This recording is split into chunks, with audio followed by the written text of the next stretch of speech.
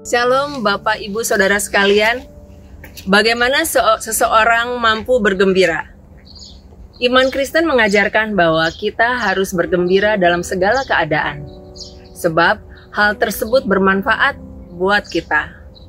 Seperti nats firman Tuhan dalam Amsal 17 ayat 22 yang mengatakan, hati yang gembira adalah obat yang manjur, tetapi semangat yang patah mengeringkan tulang. Kita mau belajar apa yang ayat ini mau ingatkan kepada kita. Yang pertama, kita diingatkan menjalani hidup dengan gembira. Ayat 22a mengatakan, hati yang gembira adalah obat yang manjur. Kita sudah sering mendengar ayat ini dinyanyikan di lagu sekolah minggu. Saat kita kecil, bahkan sekarang di zaman anak-anak kita pun masih dinyanyikan. Kita juga sudah sering mendengar beberapa penelitian yang menunjukkan bukti bahwa orang yang ceria hidup lebih lama daripada mereka yang terus-terus pemarah atau tidak bahagia. Dunia medis mengakui bahwa kebahagiaan dan kegembiraan yang tercipta dapat meningkatkan kekebalan tubuh. Penelitian semacam itu menegaskan apa yang telah diketahui umat Allah selama berabad-abad, bahwa hati yang gembira adalah obat yang manjur. Ada keuntungan yang bermanfaat bagi mereka yang memiliki sukacita.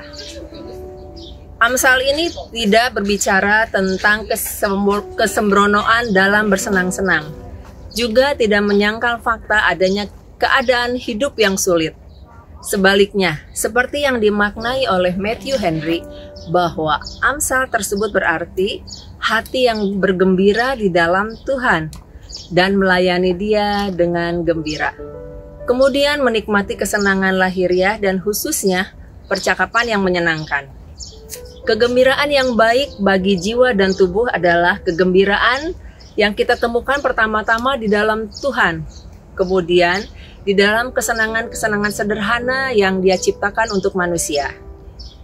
Pengkhotbah misalnya dipenuhi dengan peringatan untuk bersukacita dalam kebaikan biasa dari tatanan ciptaan, kepuasan dari makanan yang dinikmati, juga cita rasa segelas minuman yang enak, terdapat dalam Pengkhotbah 9 ayat 7.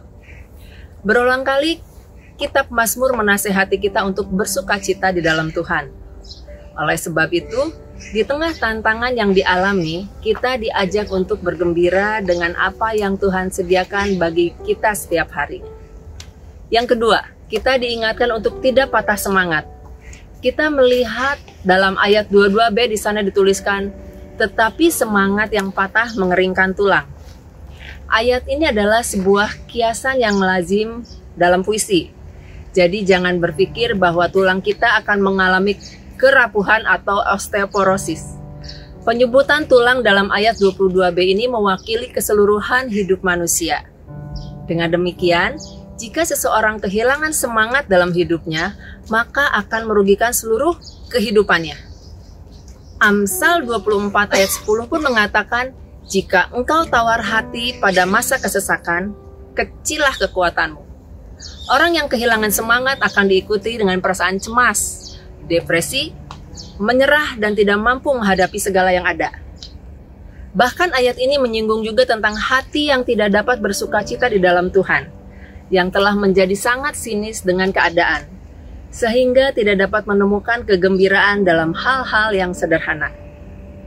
Lihatlah bahwa orang yang patah semangat tidak mampu melihat kebaikan dan berkat yang Tuhan sediakan dalam hidupnya. Sebuah studi menunjukkan semakin banyak tekanan emosi negatif yang dirasakan, semakin besar resiko depresi yang bisa terjadi. Alasannya, karena stres dan sedih berkepanjangan memicu pelepasan kortisol atau hormon stres dalam tubuh. Banyaknya hormon stres dalam tubuh ini dapat mengganggu keseimbangan hormon di otak, sehingga menjadi pemicu gangguan mental seperti depresi, gangguan bipolar, dan gangguan kecemasan. Dapat dilihat bahwa semangat yang patah berdampak pada emosi rohani, bahkan jasmani juga. Oleh sebab itu, seberat apapun problem yang kita alami, jangan pernah patah semangat. Kapanpun Anda tergoda untuk menyerah, ingatlah Yosua 1 ayat 9 yang mengatakan, bukankah telah kuperintahkan kepadamu, kuatkan dan teguhkan hatimu. Janganlah kecut dan tawar hati, sebab Tuhan Allah menyertai engkau kemanapun engkau pergi. Ada quote terkenal mengatakan, manusia dapat hidup 40 hari tanpa makan, sekitar 3 hari tanpa air, sekitar 8 menit tanpa udara, tapi mati jika dalam 1 detik hidup tanpa harapan.